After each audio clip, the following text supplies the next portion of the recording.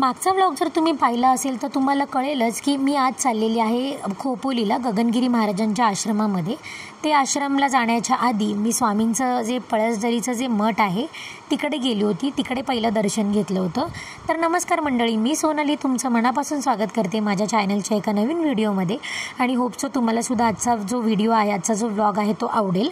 तर सुरुवात केली होती मी भांडूप स्टेशनपासून। भांडूप स्टेशनवरून मी ठाण्याला आले होते, कारण माझी जी सकाळची ट्रेन होती 8 सव्वा 8च्या दरम्यान एक मुलुंडवरून डायरेक्ट खोपोली ट्रेन होती, ती माझ्याकडून मिस झाली होती। त्याच्यामुळे मला आता कर्जत ट्रेनने एकच ऑप्शन होता, म्हणून मी व्हाया कर्जत जाणार होते, म्हणजे ठाणा ते कर्जत। आणि मग कर्जतवरून मी पळसदरी केलं होतं आणि परत मला खोपोलीला जायचं होतं। तर मी कर्जतला येऊन पोचले होते आणि दर्शन वगैरे होऊन परत जसं मी म्हटलं की जसं परत आले तर पळसदरीच्या पुढे मी आता खोपोलीकडे निघालेली आहे। तर काहीमध्ये 3 ते 4 स्टेशन लागतात आणि आता आलेलं आहे आपलं खोपोली।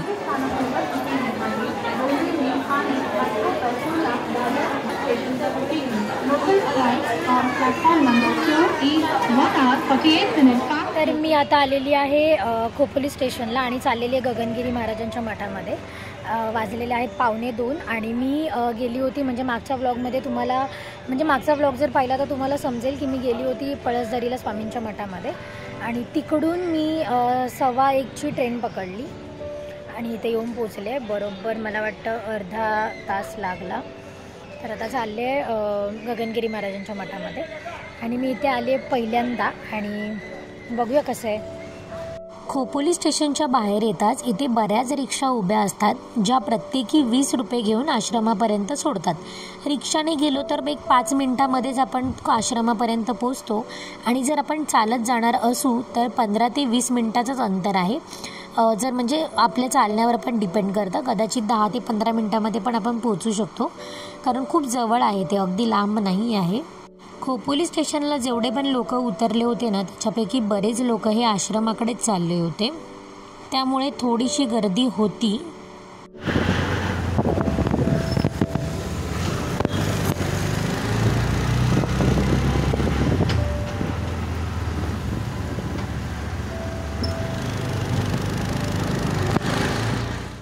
ही आहे महाराजांच्या आश्रमाच्या बाहेरची जागा आणि इथे बऱ्याच रिक्षा उभ्या राहतात, ज्या आपल्याला स्टेशनपर्यंत सोडतात। त्याच्यामुळे जाताना सुद्धा आपल्याला थांबायची गरज नाही लागत, अगदी सहजरित्या रिक्षा अवेलेबल होतात। आश्रमाच्या बाहेरच म्हणजे रस्त्यावरच काही दुकानं आहेत, जिथे बऱ्याच गोष्टी म्हणजे खाऊची दुकानं आहेत।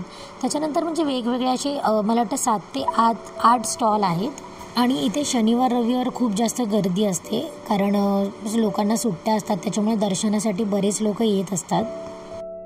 गगनगिरी महाराजांचे महाराष्ट्रामध्ये अजूनही काही ठिकाणी आश्रम आहेत, त्यांचे भक्त तिथे सुद्धा गर्दी करतात दर्शनासाठी। तर खोपोलीचं हे जे आश्रम आहे ना, हे मी पहिल्यांदाच पाहत आहे आणि त्याआधी मी कधीही पाहिलेलं नाही आहे, पण पाहता क्षणीच ना मला खूप जास्त आवडलं, कारण याचं रंगकाम म्हणा किंवा बांधकाम जे केलेलं आहे ना, हे अगदी म्हणजे कोणाचंही लक्ष खेचण्यासारखं आहे। आणि दुसरी एक गोष्ट ती म्हणजे याच्या शेजारी जी नदी आहे, या नदीला पाताळगंगा असे म्हटले जाते। तर या नदीचा एवढा खळखळाट होता ना, त्याचा खळखळाटाने त्याच्याकडे लक्ष जात होतं आणि मला आधी माहिती नव्हते की मठाच्या शेजारीच नदी आहे। नदीचा खळखळ करणारा आवाज आणि नदीतलं स्वच्छ पाणी, कारण ना पाणी वाहतं आहे, त्याच्यामुळे खूप स्वच्छ पाणी आहे आणि अगदी त्याच्यामध्ये असं म्हणजे असं निळं काळं असं नाही, एकदम शुद्ध पाणी वाहते असं वाटत होतं। आणि इथेच ना बरेच लोक बघत होते ही नदी आणि ना बाहेर वातावरण सुद्धा खूप छान होतं, त्याच्यामुळे ना ती नदी बघायला अजून चांगलं वाटत होतं। आणि त्यात ही नदी आहे ना एवढ्या पवित्र क्षेत्राच्या बाजूलाच आहे, त्याच्यामुळे बरेच लोक इथे उभे राहून ना बाहेरून बघत होते डोळे भरून। आणि खूप लांबपर्यंत आश्रम आहे आणि म्हणजे बाहेरून जरी हे छोटं दिसलं होतं आधी मला, पण खूप आतपर्यंत विस्तारलेलं आहे ते आणि अगदी लक्ष खेचून घेण्यासारखा वास्तू आहे। म्हणजे असा देखावा फक्त स्वर्गातच असू शकतो आणि हा जिवंत देखावा आपल्याला जिवंतपणी बघायला मिळतोय स्वर्गासारखा, तर यासारखं मोठं नशीब नाही। बाहेर बराच वेळ उभा राहून नदीचं सौंदर्य पाहून माझं मनच भरत नव्हतं, पण म्हटलं आतमध्ये दर्शनासाठी जायचंय. तर जसं आतमध्ये प्रवेश केला ना, तसं उजव्या बाजूला चप्पल ठेवण्यासाठी एक स्टँड लावलेला आहे, एक मोठं काउंटर लावलेलं आहे. तिकडे आपल्याला ते कुपन देतात आणि तिथे काही पैसे द्यावे लागतात, जे आपण म्हणजे दर्शन घेऊन आल्याच्या नंतर आपण देऊ शकतो. तर उजव्या आणि डाव्या बाजूला असं दोन्ही ठिकाणी रस्ते आहेत. डाव्या बाजूला समाधी मंदिराकडे जाण्याचा मार्ग आहे आणि उजव्या बाजूला जे आहे ते गगनगिरी महाराजांचे फोटो किंवा त्यांच्या रिलेटेड काही पुस्तकं आहेत. त्याच्यानंतर काही आयुर्वेदिक औषधं, तेल वगैरे अशा गोष्टी आहेत. त्याच्यानंतर प्रसाद, गही वगैरे नेण्यासाठी प्रसाद किंवा असे वेगवेगळ्या चॉकलेट्स वगैरे पण होते, काही वेगळ्या म्हणजे वेगवेगळ्या टाईपमध्ये प्रसाद होता.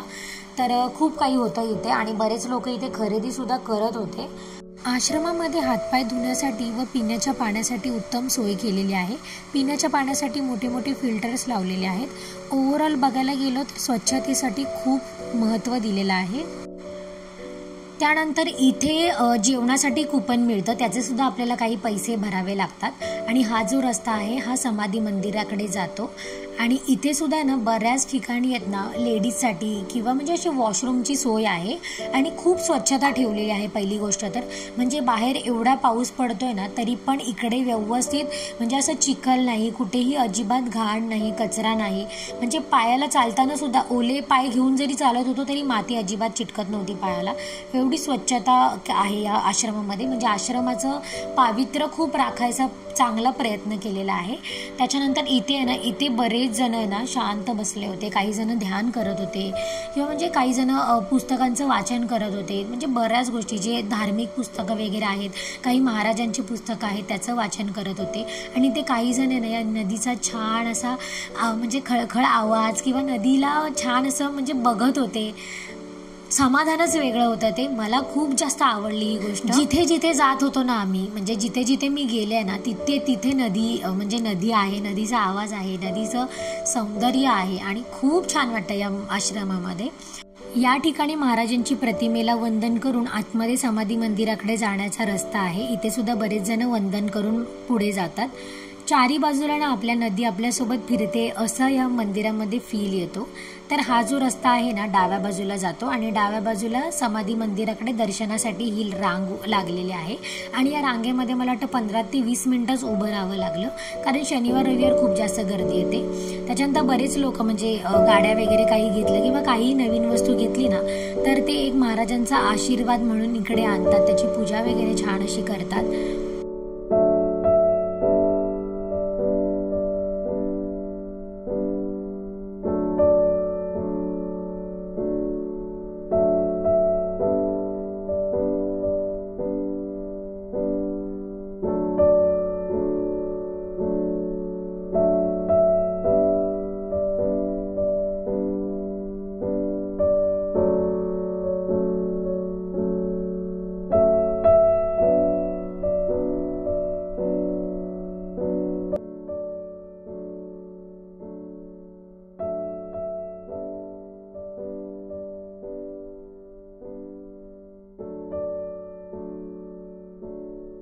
दर्शन घेऊन बाहेर येताच डाव्या बाजूला खूप मोठं अन्नछत्र आहे, जिथे एकाच वेळीच बरेच लोक जेवू शकतात.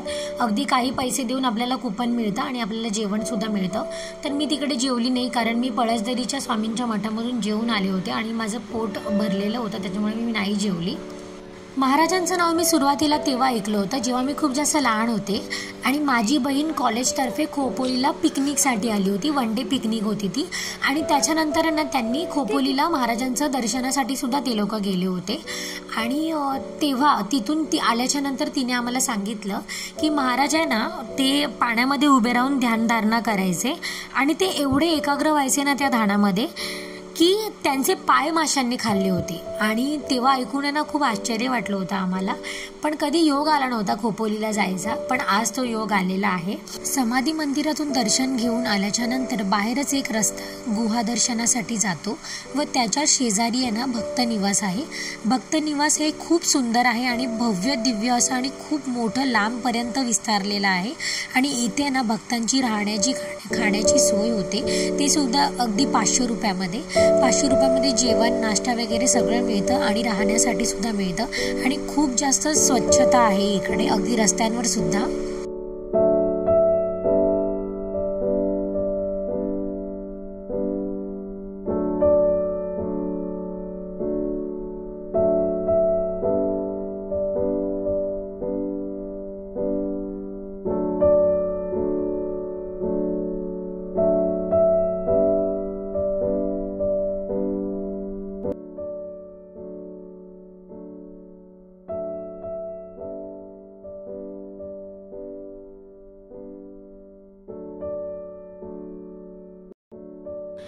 आणि तुम्हाला दिसत असेल वरती असे ना छोटे छोटे वॉटरफॉल्स बऱ्याच ठिकाणी दिसतात. ट्रेनमध्ये असल्यापासून आम्हाला दिसत आहेत. रस्त्यावर जागोजागी स्वच्छतागृह आहेत जे सुद्धा खूप छान ठेवलेले आहेत, महिला आणि पुरुषांसाठी वेगवेगळे.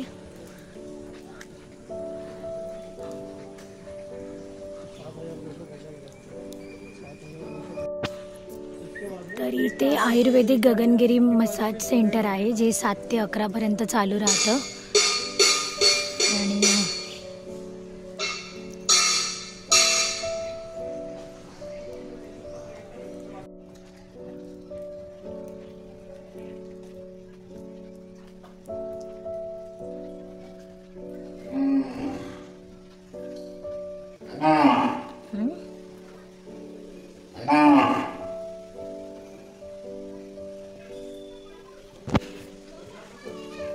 तर इथे वावरायला आहे ना, म्हणजे अलाउड आहे पण त्यांचे काही नियम लिहिले त्यांनी ते.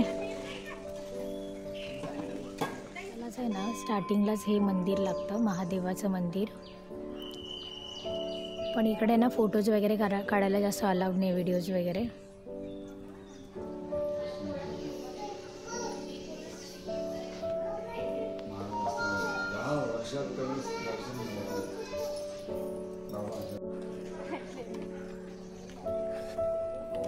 बापरे, दगड टोचतायत आता.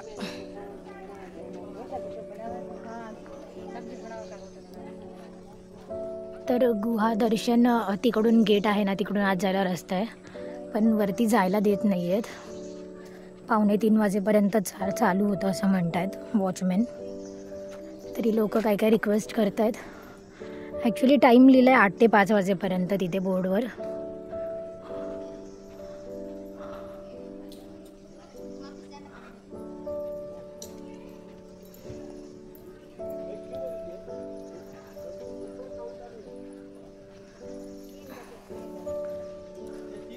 आश्रमामध्ये आल्यापासून आहे ना मी सगळ्या गोष्टी पाहिल्या, दर्शनसुद्धा घेतलं. फक्त माझं गुहादर्शन करायचं राहिलं, कारण आहे ना इथे लॉक केलं होतं आणि कोणालाच आतमध्ये जाऊ देत नव्हते. बरेच जणांना इथे दर्शनासाठी उभे होते पण सगळ्यांना परतून लावत होते. फक्त जे वरती गेलेले आहेत त्यांना खाली येण्याची वाट बघत होते.